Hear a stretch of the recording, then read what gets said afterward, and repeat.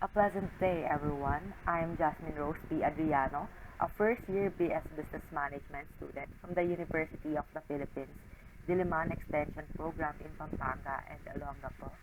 And today, I'm here to give a presentation about the R3 under the course Philosophy 1, which is the Meditations on the First Philosophy by René Descartes.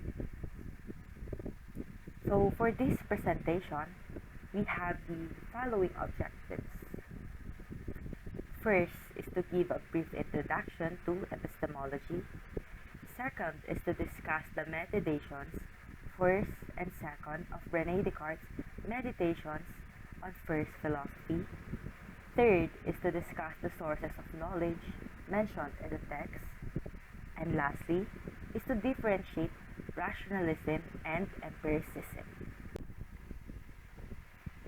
Now let's proceed with epistemology. Epistemology is the study of knowledge. It deals with questions like, what can we know? What is knowing?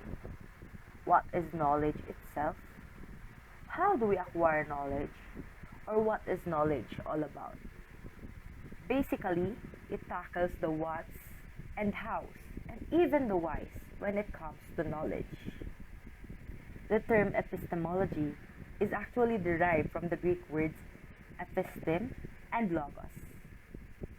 Episteme means knowledge or understanding, while logos means study or science of. Hence, from the definition, the study of knowledge.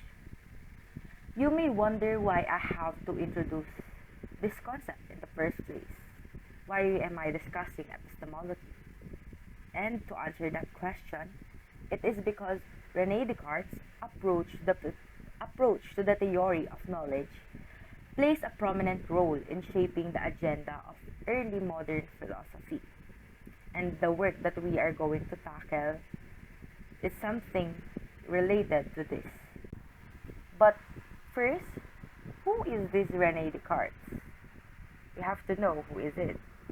Who is him before we start off with his works. René Descartes. He was a French philosopher, mathematician, and a scientist. And he is often regarded as the father of the modern philosophy. One of his most famous works, which is the Meditations on First Philosophy, deals with an epistemological problem, and he uses the rationalist approach while trying to deal with it. It was also the work that set a new metaphysical dualism base on a radical distinction between the mind and the matter, or in short, the mind and the body. He is a believer that there is a distinction between the two of it, the mind and the body. He is also established a rational foundation for the human knowledge in the intuition that when one is thinking, one exists. Descartes was also one of the first significant rationalist philosophers who contributed a lot in shaping the early modern philosophy. His influence still remains up to this day, and even modern philosophers debunks or agrees with his assertions and such.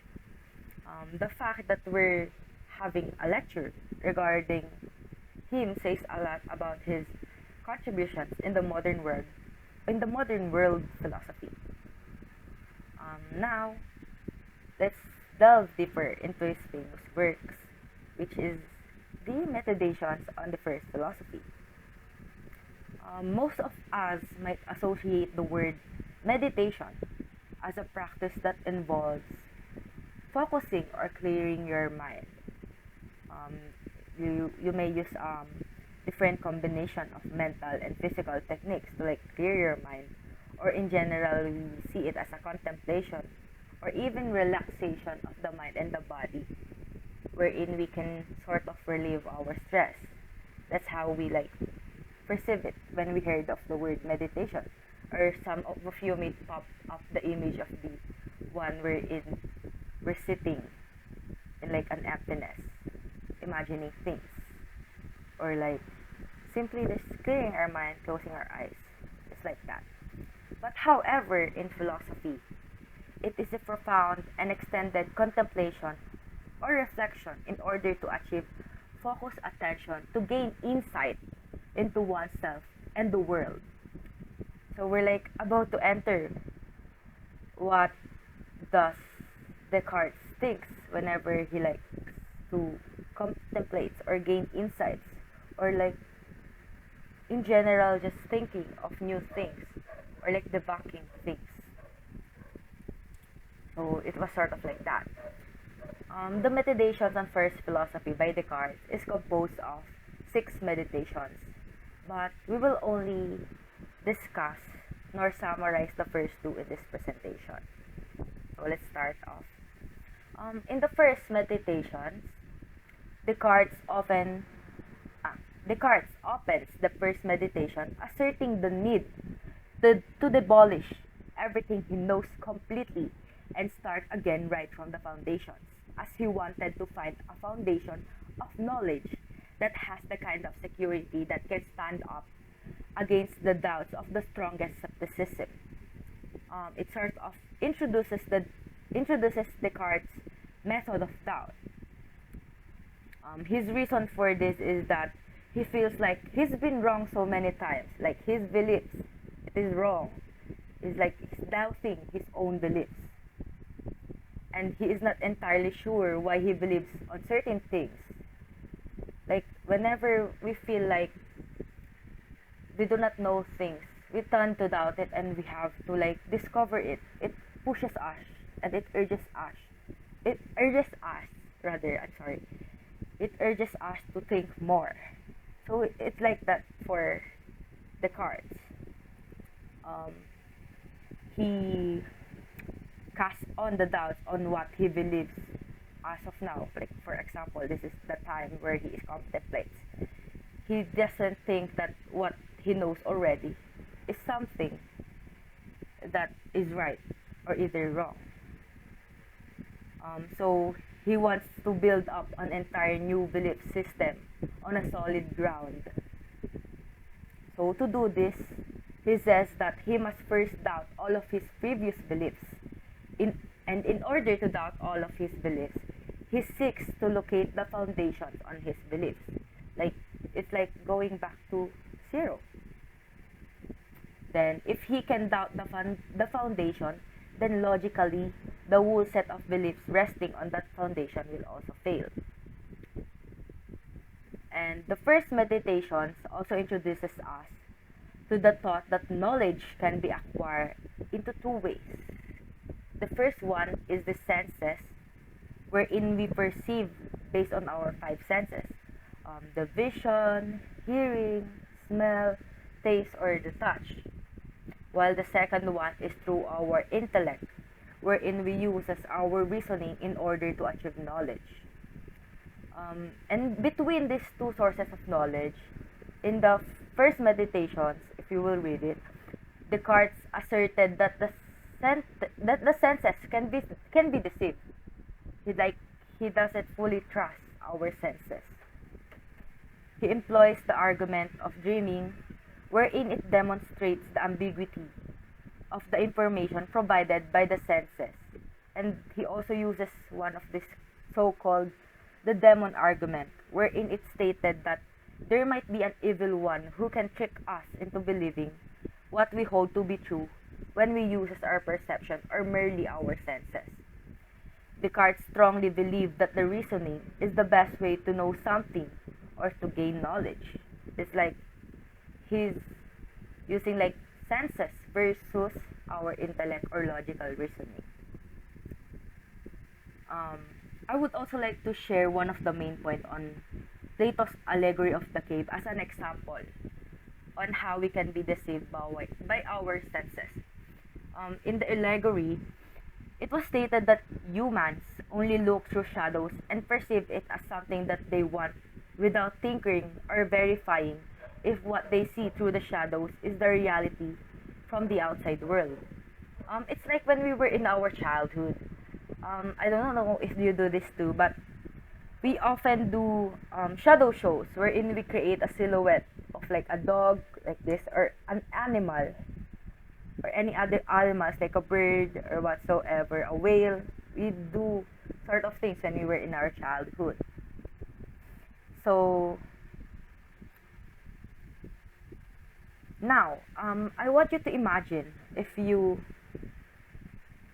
saw a dog silhouette without knowing that a kid or anyone is just doing it for just a shadow show, and we were to base only on our senses of vision without reasoning or thinking other possibilities, merely relying to our senses and not using our reasoning. Like, how can we know that it is only a shadow created by a hand if we were to conclude that it is a dog? Because I saw it in the silhouette. The silhouette is a dog. So perhaps, if my vision is right, and I will think further, if it is really a dog, I might conclude that yes, it's a dog. But how can we really know if it is really, if we were only to base on our senses? So that's like one of the example that our senses can sort of deceive us into thinking that something is this, but it is not. So now, do you get my point? This is what Descartes want to avoid: the pure reliance on our senses or perception, as there is a risk that it is not what we tend to perceive. Okay. So the first methodation also introduces us to the concept of rationalism and empiricism. The rationalist believes that there is a class of truths that the intellect can immediately understand because reality has an innately logical structure, while empiricist believes that propositions are justifiable or knowable only through experiences. As we have mentioned already, Descartes' approach in his methodation show that clearly he is a rationalist who believes that logical reasoning or logical structure is like the best way to gain knowledge. So by the end of the first methodation, Descartes is seemingly certain about only one thing, that nothing is certain, because he removes, like he sort of remove all of his beliefs or all of his knowledge and like disregard it. Because he wanted a new foundation of it wherein he will logically think of things. He wanted to question his first hand beliefs, his first hand experiences. He wanted to like rely on the reasonings in order to have a good source of foundation of knowledge. So now, moving on, that's what it is in the first meditation. Now after the first one, we also have the second meditation.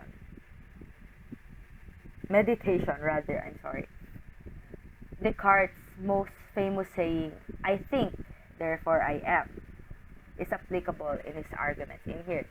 I think we are all familiar with this phrase, like "I think, therefore I am," because it has been discussed like a lot or mentioned a lot in our philosophy classes back in senior high school students. I hope so that it is the same for you. It is something like strike me in my mind whenever like I heard it, like, oh right, I exist because I am thinking. That's what it is. So like now, remember how Descartes used the demon argument on the first meditation. He said that there might be an evil one who tricks us into believing that something is right through our senses. Like he stated that in the first meditation. But now on this second meditation, he argues that regardless how cunning or evil the demon is, it cannot make us think that we do not exist. He asserted that he at least knows that he is a thinking thing. He utilizes the phrase, "I think, I exist," in this argument. Sort of like, since from the previous meditations, he is not certain about anything, but now, on the second one, he is certain that we exist because we are thinking.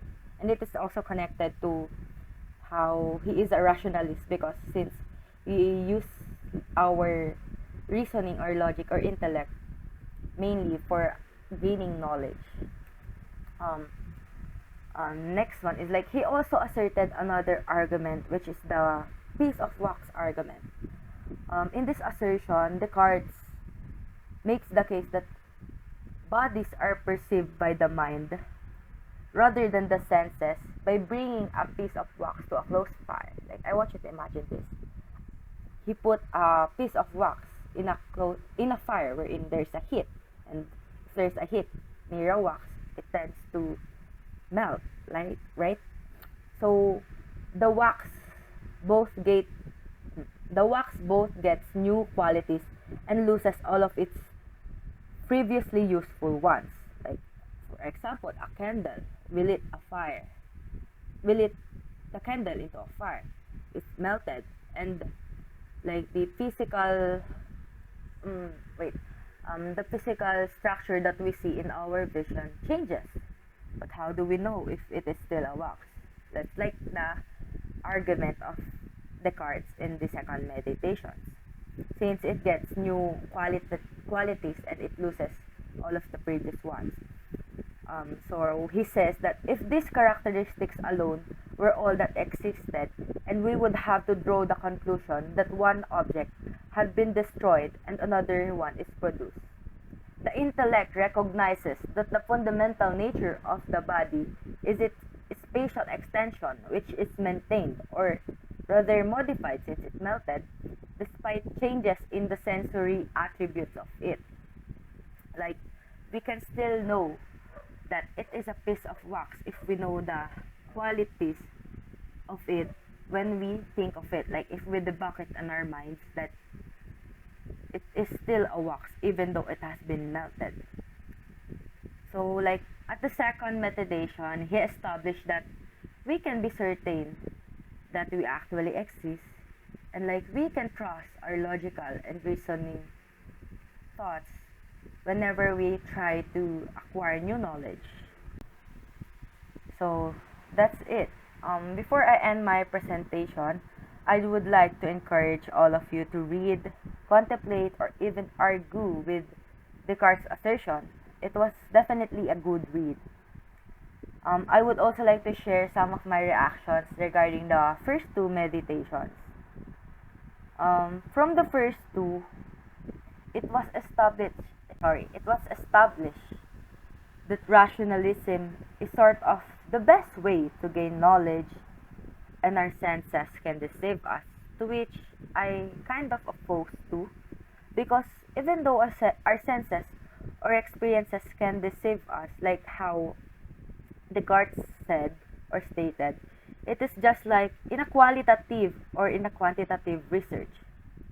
For example, like in quantitative research, we uses our logical reasoning to analyze our set of data. But in qualitative, we uses experiences or human perception regarding our topic to gain new knowledge or acquire new knowledge. But both are just as important, because at the end of the day, we sort of have the things that we can contemplate to, or further contemplate to, or develop. Since in both qualitative and quantitative research, or being rationalists or empiricists, one thing is sure, that we can have knowledge if we want to, right? So that was what I want. Like, hence, it is just both as important, and it truly depends on how we process the knowledge that we want or we have to acquire.